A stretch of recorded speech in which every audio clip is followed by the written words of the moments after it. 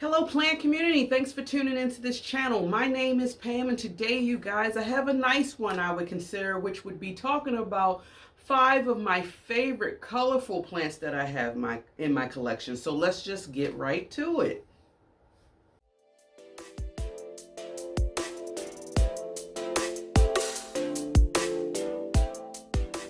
Okay guys, I just thought that this would be really fun because you know you love colorful plants that gives you that extra pop into your sea of green, right? And I've been quoting that for quite some time.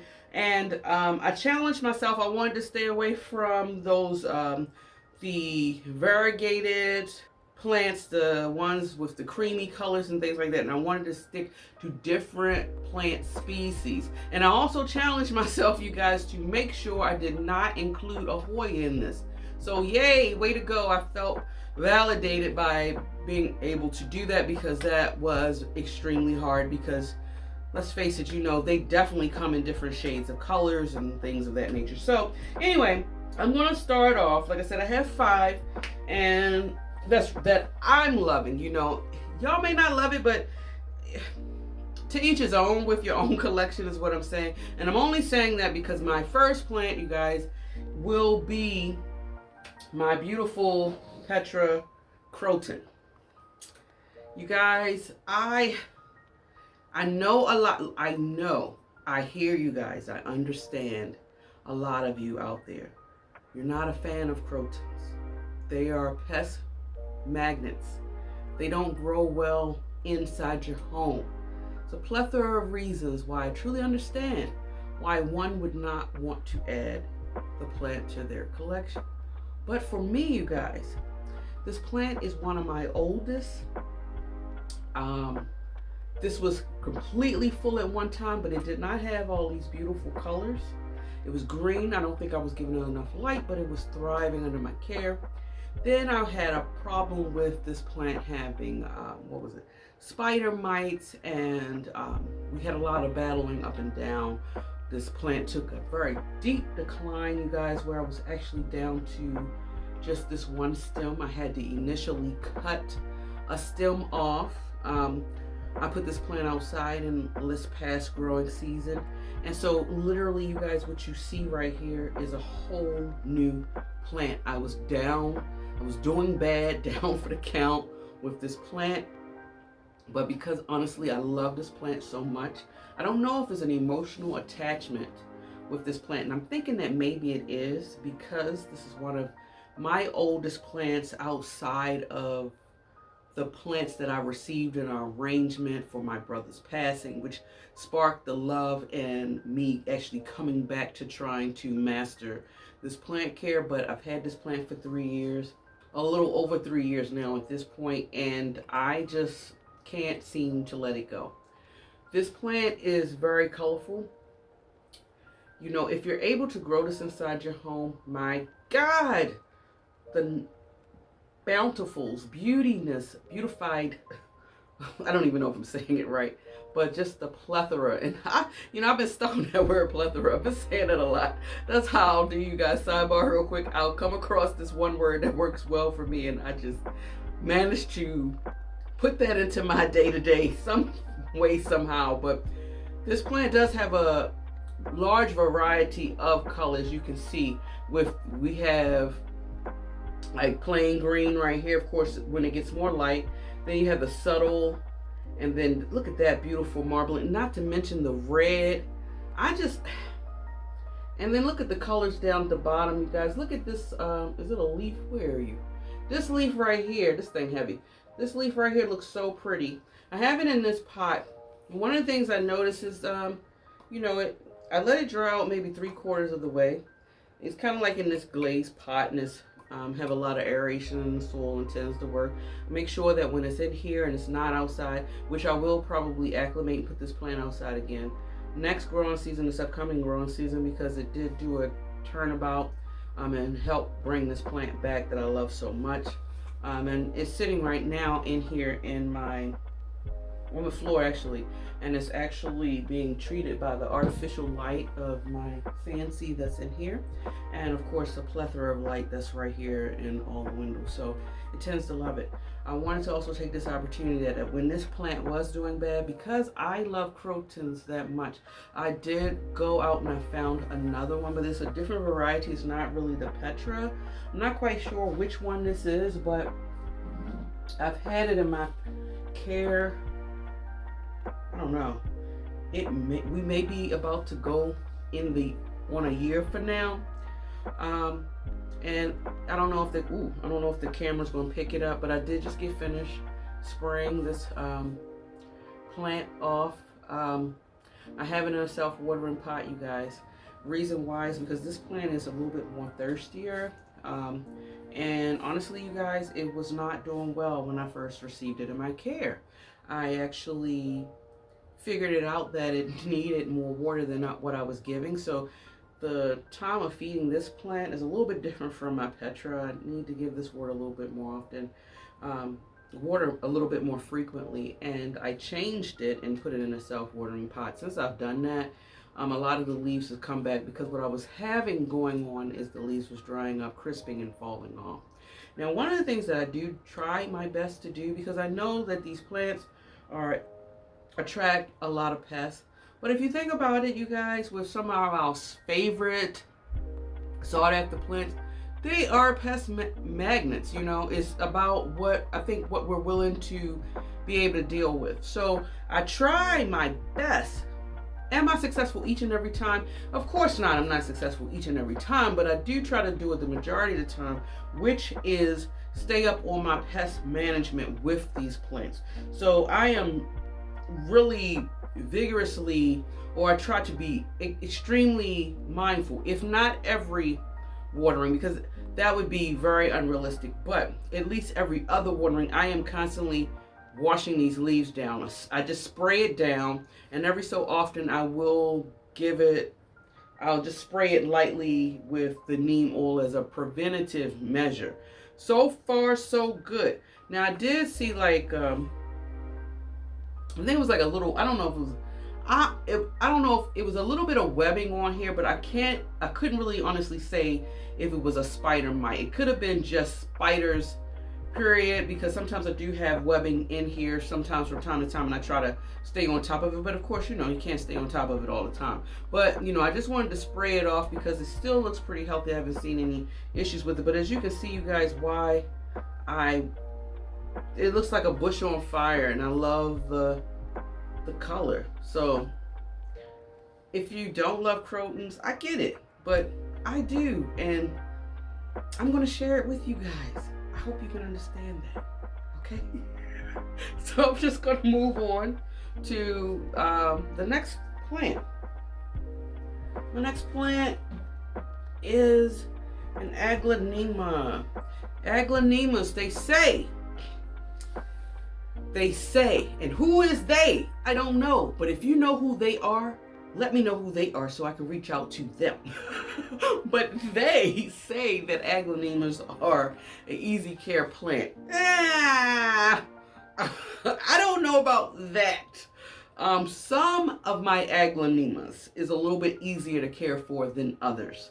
I don't know what it is. At first I used to think, okay, it's the all green variety ones with the subtle, maybe like the gray, like the silver bear, things like that, may be a little bit more easier to take care of than any of the ones with these splashes of color. But then I have some that has splashes of colors that wasn't doing so well, and then also I have some that's like silver, like my Maria, that wasn't doing so well, but it was doing good. So I don't even know.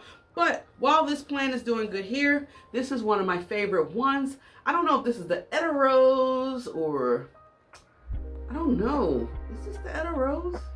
I don't know what variety this is, but it is a beautiful plant. And I think it pairs well with this pot. I'm not sure. I'm also documenting this as well because I do plan on, I have another colorful aglaonema that's kind of pink like this, but not quite, but the green is not as green. Look at this leaf. God dang it, that's a sexy leaf. Man, that is beautiful. But anyway, I have another one, you guys. I think I'm going to just pot them up together, I will do that. And I don't know if I'm going to leave it in this pot. I'm just thinking. I don't know. What I do know, I hear, y'all let me know y'all thoughts when it comes to aglaonemas. Honestly, it seems like some of them you can let dry out, and then some of them you cannot allow to completely dry out. I don't know. This one seems to have been fine, and I haven't had any issues with this since I've gotten it. I don't think I've had this plant for a year yet. But I did pot it up in this planter, which is glazed on the inside. It does have the little drainage hole on the side, but I haven't had any problems, you guys. And I do water this when it's dry. I don't know if that's the thing. Maybe I need to start putting all of mine in a glazed pot. I think for the most part I have them like in a, I don't know, plastic pot or something like that. But guys, anyway, look at the color. Oh, it's so beautiful. Look, it's so funny to me because on the camera it's so dark and rich, and then the back, it's like you get 3 different shades. You see how light of a color that is? And to me in the front in the camera it looks so much darker, but the back is lighter, and I love that dark green. Oh my gosh. Marry me. Anyway, moving on to the next one. I can be, like I said, y'all know me by now. I can be silly. Okay, so this other one is a Sigoni. One of my favorites outside of my Immaculata that is, shameful to say, is struggling, as you can see right here, you guys. I'm trying to reroute it, but that's a story for another day, right? But today we're talking about this beautiful milk confetti Sigonium. I love the color. It's a very small specimen. It has been growing well. This is also one that I have in a glazed pot. Like I said, when I do glazed pot, I do add a little extra amendments to my soil to make sure that it is very aerated, to try to balance off the fact that this is in a glazed pot. But also too, I love putting my most thirstiest plants, such as this beautiful Sigonium, or ones that don't like to dry completely out, in either a self-watering pot or a glaze. But I definitely try my best to stay away from the terracotta because, hey, this baby don't like it. And I'm okay with it. But I love the beautiful mint green, you guys. And it has that subtleness of the pink. And all of the leaves do not have it from what I can see. But there are certain leaves that do have that confetti splash. It's so subtle, you guys. And I have this plant actually sitting in my dining room, and it's on a stand at the very bottom. So it's getting that very subtle, kind of like, I say, medium indirect light, and it loves it. You know, it's not as bushy, but let's face it, it is only just really like one main plant in here, and then another small plant in here, and I'm okay with that because it just looks good. I kind of like wanted to stay in this cute little crazy pot I got it in. I just, you know, it just plays very well. It just thinks of fun and childhood, and I love anything that puts a smile and joy. But oh man, it's beautiful. And my next one, you guys, is actually one of my begonias. Ha! So I made a mention of my Immaculata, but here is a Begonia Rex. I don't know the variety of it, but I love it. This is the second, I think, Rex Begonia. Don't have many. I think only have 2, and this was the second one that I've brought. I've had it in my collection for about a year. It's definitely been over a year. And it was in a 3-inch planter when I brought it, and I think I paid either $4.98 or $5.98 depending on the plant prices at that time. Let's see.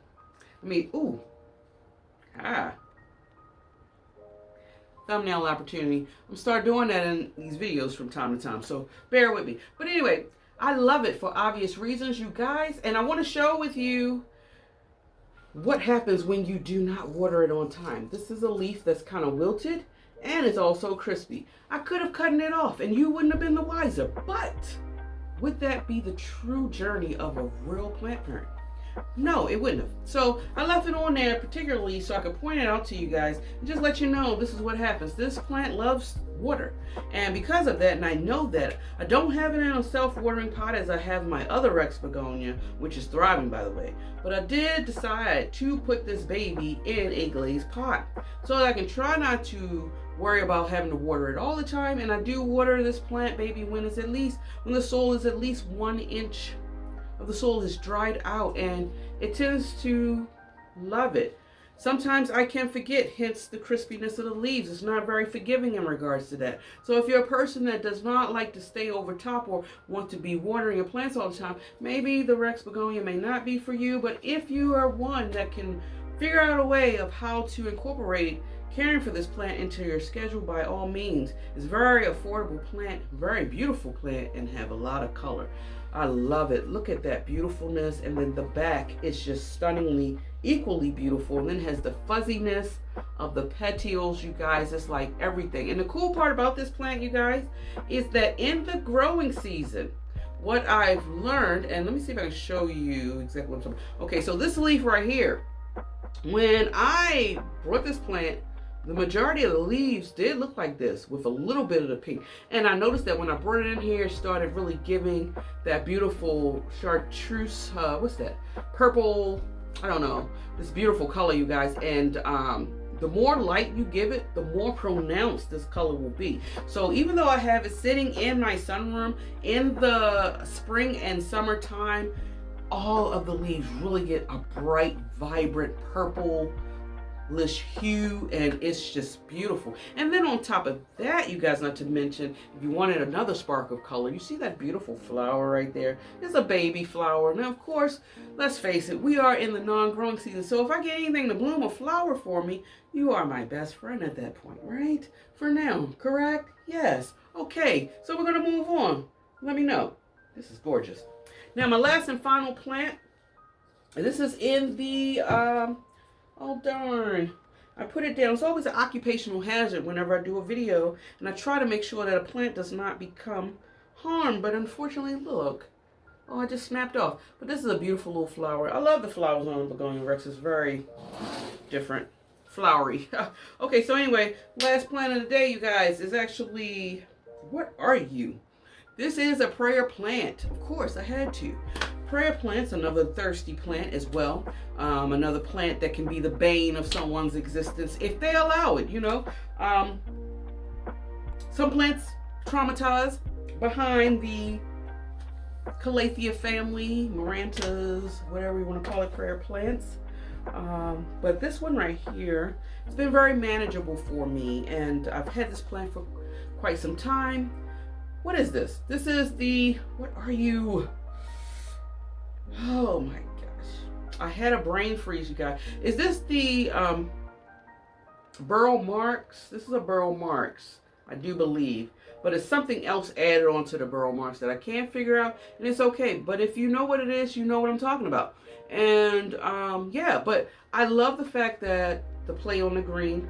You have the like light green and then the dark green. And y'all know how fan I am of the burgundy, red, whatever color backs. I love two-tone plants outside of the beautiful, let's see, the ray of, what's those other variegated plants like Thai constellations and Monstera elbows and Sigonium elbows. Of course, who can deny those creamy colors? But I really love the play on the colors. The play, I think it's nice. I think it's nice. This is very, you know, I tried, it's in a, what is this in? This is in like a little 3-inch pot. As y'all can see, root system very fine, coming out a little bit. I'm not gonna up pot it no time soon, unless I see that this plant is declining. I have it sitting in my windowsill in my kitchen, so it's getting what I would say right, especially right now, because of the direction of the sun has changed since we're not in the growing season. I would say, kind sir, is receiving medium indirect light. And as long as I make sure that the top soil stays moist but not wet, she is a happy camper, and she just rewards me with nothing but growth. I love how small it is. I love how full it is. I love the compact of it. I love just the color of it. It stands out in my sea of green. All of these plants that I've showcased and shared with you today really stands out. It adds a pop of color. Whether you love them or not, you can't deny the beauty of color that each and every last one of them display. So you let me know, what's your favorite colorful plants that you have in your collection? Share with me why, or if you have an interesting story to share, I would love to hear from you. I really would. And even if you want to say, hey, you know what, I love this plant and that plant, and you just want to give me the names, that's cool too. I love conversing with you guys. Subscribe. I forgot to add that in. I meant to do that earlier on in the video, but now we're here at the end, so here we go. So keep in mind, you guys, if you love foliage as much as I do, and who wouldn't love the foliage? You wouldn't be here, right? Right? But subscribe if you haven't. Push those thumbs up. Help me get my channel out there. Appreciate you guys. I appreciate your support, your kind words, your thumbs up, your commenting with me. Sharing, your likes. I appreciate it all. I appreciate each and every last one of you guys. Enjoy your day wherever you are in the world. Next time, much love. Bye. I can be darn right silly. But this plant community, y'all make me feel so uncomfortable. I can't. I'm gone.